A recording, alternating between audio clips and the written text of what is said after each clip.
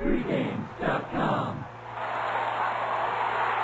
Live from Las Vegas, pregame.tv, Steve Fezzik here with Brian Leonard. And since we're broadcasting from Las Vegas, it makes sense we're going to talk about UNLV. They're going to Air Force tomorrow night. The early line is the Rebels laying 3, and Rebels on the road, always a dicey proposition, Mr. Leonard. Definitely are. And when you take a look at UNLV, you either want to bet them at home or bet them against them on the road, and then find a way not to do the opposite and take them in a bad situation. I listened to a radio show, and you made a great point the other day about this is the game everybody circles. Everybody hates UNLV. They're the Yankees. They are definitely the Yankees. Everybody loves to come to Las Vegas, but let's face it, I mean, I've gotten in trouble for talking bad about some other cities. In this conference, there's not a lot of cities, and I've been to a few. They're pretty nice places. Albuquerque's nice, but how many times does somebody get excited to go to Fresno and some of these other schools? San Diego State, Bakersfield. Bakersfield. I mean, Chick-fil-A. We've been doing too much local radio to know what Chick-fil-A is such an important part of a lot of people's handicapping. But, yeah, you take a look at these teams, and, they did have that win at San Diego State. But San Diego State is very similar to UNLV. They're a team that plays a lot of man-to-man. They don't play zone. They're going to get out and they try to outrun you. Can't shoot a lick from 3. Can't shoot a lick, just like UNLV. Use a lot of athletes, pretty good defensive team.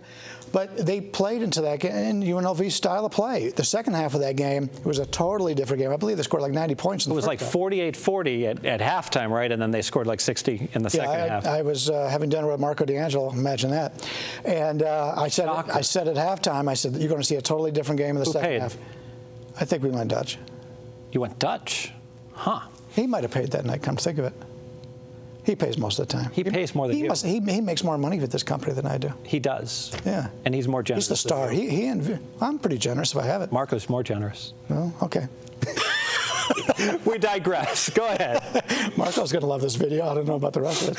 But, until UNLV shows that they can win on the road, you've got to look at them or not play the game.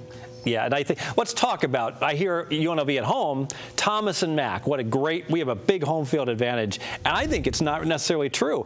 I think you get in the jet, you're coming in. Let's check out the Green Lion, the Pyramid. I think people are just so excited to be in Las Vegas, even if they're not so. They'll stay at the South Point, and they'll still be walking through the casinos. They'll see what's going on, even if they're not allowed to gamble. I think it's a big distraction for all the kids, and I think just getting to Thomas and Mack and looking around, I mean, how much trouble can you really get into going to and from your hotel in Fresno or in Bakersfield and the like? So I think that's really where we get our home field advantage. I think it's like a home city advantage. Yeah, the home court advantage at UNLV, I mean, overall for the entire conference, I've done studies, and it's not that big, a home court advantage. But for UNLV, they have yet, at least in my opinion, they have yet to play an entire full game of good basketball at home.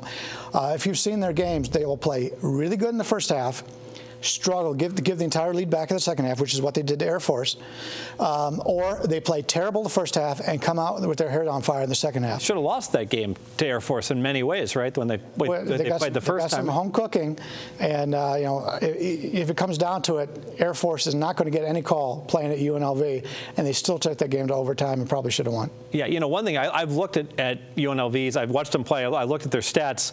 I think Dave Koken said it best. This team just can't shoot. They cannot shoot a lick, and people are blaming Dave Rice. And I think I'm a big Dave Rice fan because of the work he does, maybe on and off the court. Mm-hmm. He's a fantastic recruiter. The stuff he does for autism for children, and he's so heavily involved. He and his wife, and so I love what he does for the community, his recruiting, and I think. How much do you expect from the guy in terms of he's got players that just can't shoot? It's like, and I look at that and it makes me angry when I look at Air Force and I look at their guys. They're all hitting 43, 42, 39, 38% from 3 across the board. UNLV has one guy that shoots above 35% from 3. You could have the world's worst coach. You still should be able to be practicing this and be shooting, and you should have more than 5 guys that shoot over 70% from the free throw line. That tells me that I got a bunch of players that have no passion for practicing on their own and really working for their game, because if they did, they'd be gym rats. And heck, Brian, what would you shoot free throws if you were, able to get a scholarship and play for UNLV? Well, with the pressure of a game, I wouldn't count more than 60%, but pretty much anymore in college basketball, there's not too many teams that shoot a whole lot better than that. Yeah, but I think you could shoot 60% going in cold right now. Yeah, yes. it could be, but yeah, you take a look at UNLV. I mean, Pop a shot doesn't count. Pop a shot, I don't even hit 60% in that. But yeah, you take a look at UNLV, and a lot of it is they're just taking bad shots. They don't work the ball around. And what really irritates me, and I know you like him as a coach, but they've got great athletes. They're not pressuring the ball at all. They're not getting any easy shots. Since they've gotten into conference action, their fast break points are nil. I mean, they can't get out on the break, and that's really should be their bread and butter. I think I really like Coach Rice as a person, and I'm maybe not qualified to break down how good he is with the X's and the O's. But I do know that no matter how much I like someone, it's not going to stop me from doing a best bet on what I think is the right side. And having said that, let me go ahead and make it official here. Best bet, Air Force catching 3 points against UNLV. I'm going to take this bet, as Vegas Runner likes to say. I'm going to play sprinkle in a little money line plus 145. I'm going to sprinkle in a little parlay to the under, because I do think it's heavily correlated. We got 2 teams in the Mountain West. They're both 5-4, and it's shocking when you think about it, because the perception is that UNLV is so much better than Air Force, but they just can't shoot from three-point land. And I think going into altitude here in the middle of winter, I'm really concerned that UNLV, they had their game of the year. They needed to right the ship. They got it against New Mexico and the Thomas and Mack. Here comes another stinker, I'm afraid. It's a really bad style play for UNLV. I expect that they're going to that Air Force will muck this game up, and we're looking at 55-53 towards the end. So it's fun talking college basketball. I know you've been doing heavily researching the NBA. So when we come back, we're going to talk about Spurs, Cavs. You always talk about crappy NBA teams. Spurs aren't that bad. Yes. If you look, talk about, well, and even the Cavs are playing better. But we'll talk about some good teams as well. Stay with us at pregame.tv. Brian Leonard will break down why the Spurs are going to kill the Cavs. Well, I'm not sure yet, but we'll wait to see it. Stay with us.